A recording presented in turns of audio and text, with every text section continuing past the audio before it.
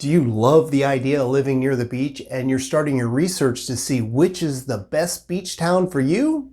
Well, in this video, it's all about Indian Harbor Beach, Florida. So stick around. My name's Eric Larkin and I'm a real estate agent here on the Space Coast. When I'm not making videos like this one, I'm helping people buy and sell real estate.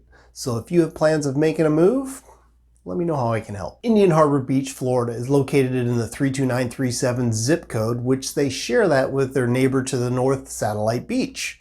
Boundaries on the east or west side are the ocean and the Indian River, and the southern boundary is the Eau Gallie Causeway. And if you are looking for a small beach town, Indian Harbor Beach and population just under 9,000 puts it at number 4. Let's start out talking about the schools. If schools are important to you and you have kiddos, there are 3 elementary schools depending on where you live: Ocean Breeze, Surfside, or Indialantic. The middle schools are either Delora or Hoover, and the high schools are either Satellite High or Melbourne High. I always recommend you go to sites like schooldigger.com so you can verify the schools that are in a particular area, and you could also see what the ratings are too. The property taxes for the city of Indian Harbor Beach really depend upon where you live. You're going to be one of 2 millage rates based upon 2022's tax rates. It's either 1545 or 1553. Videos like this, I always like to point out the parks and recreation centers that a city has, and Indian Harbor Beach does not disappoint. They have their rec center by Gleason Park that features the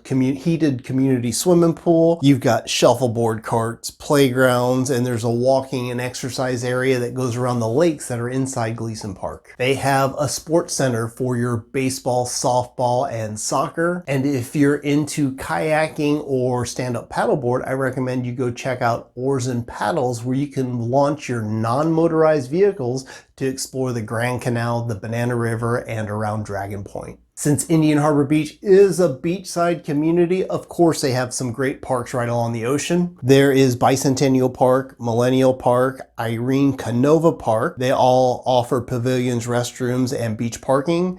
And Canova Park at the end of Eau Gallie is also a dog-friendly section of beach. If you keep your dogs on the leash, you can take them to the beach in this designated area off of Eau Gallie Causeway. Besides the parks along the beach to get you onto the sand and the surf, there are also several other beach access points throughout the city. The asterisk by these are they are walk-up beach access points. There's no parking near these entrances. You like the video so far?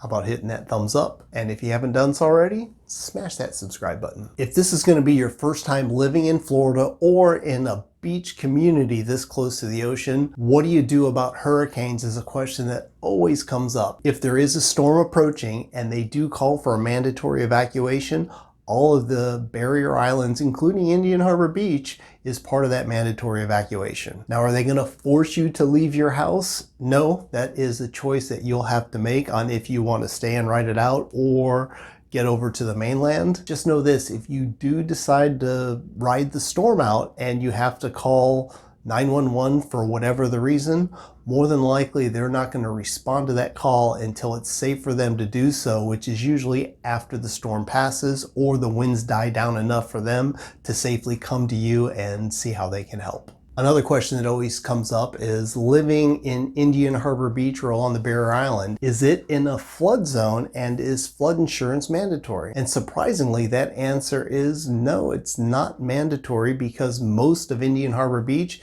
is in flood zone X, which is not in a flood zone. Should you get it?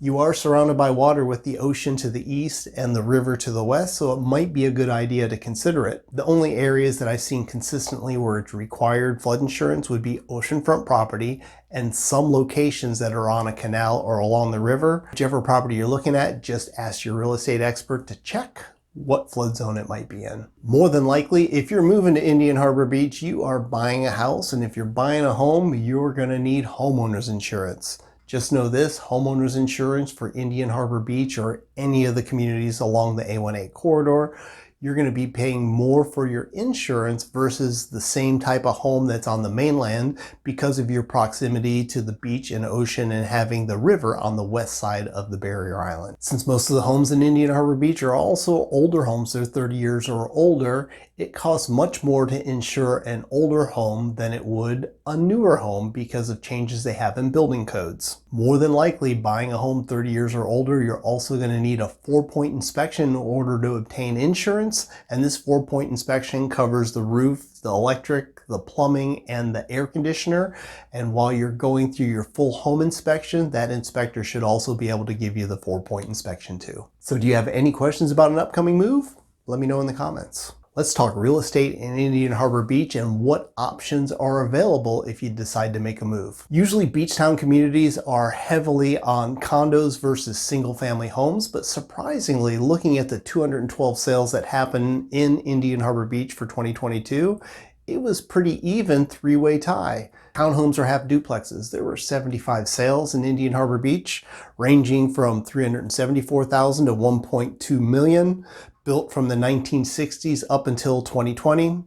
These properties were direct ocean. Some of them were on the river or Grand Canal, and of course they were dry lots too. Some of these were in a homeowners associations and others had no HOA. If you're interested in a single family home, there were 72 home sales in 2022, ranging in price from $335,000 to $2.8 million.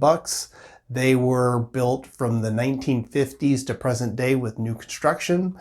These were either oceanfront homes, they were river or canal front homes or dry lots, and some of them were in homeowners associations, some of them were not. And finally, condo sales. There were 62 condos selling, ranging in price from $130,000 to $1.5 million. These were built between the 1960s and 2012. This section of the beach, there weren't any new construction at this time. And these were either oceanfront lots or they were dry lots. There was nothing on the west side of town near the river or canals. So if you are considering a beachside community, I think Indian Harbor Beach does have a lot to offer. I highly recommend, as you're doing your recon and research, to take a drive through Indian Harbor Beach. Go up A1A and see what they have to offer there. See all the beach access points. Take a drive down South Patrick Drive and see what that side, the west side of town, has to offer. And of course, go explore the beaches that are here. If you do have a pup, by all means, go to Canova Beach Park at the end of Eau Gallie and let your dog enjoy some time in the sun, surf, and sand. I'm sure they're going to love Indian Harbor Beach just for that reason. Remember, the southern border to Indian Harbor Beach is the Eau Gallie Causeway, so that's easy access getting you to the mainland. Highly recommend exploring the Eau Gallie Art District, which is just on the other side of the river. Plus, the Eau Gallie Causeway will connect you to I-95 if you need to go north or south to either Miami or Jacksonville. Those are just some things to keep in mind. Any questions about Indian Harbor Beach or your move to the Space Coast? Remember, I am here to help. You can call me, you can text me, you can comment below. If you're on any of these social media sites, find me there, connect with me there, and send me a DM. However you like to communicate, I am great with. And if you stuck around this long, you probably like what you're hearing. If you haven't done so already, that would be great if you could hit that subscribe button. I'm also queuing up 2 more videos here on other beach communities for you to watch next. My name's Eric Larkin with Real Brokers. I appreciate you stopping by, and I'll see ya on the next video.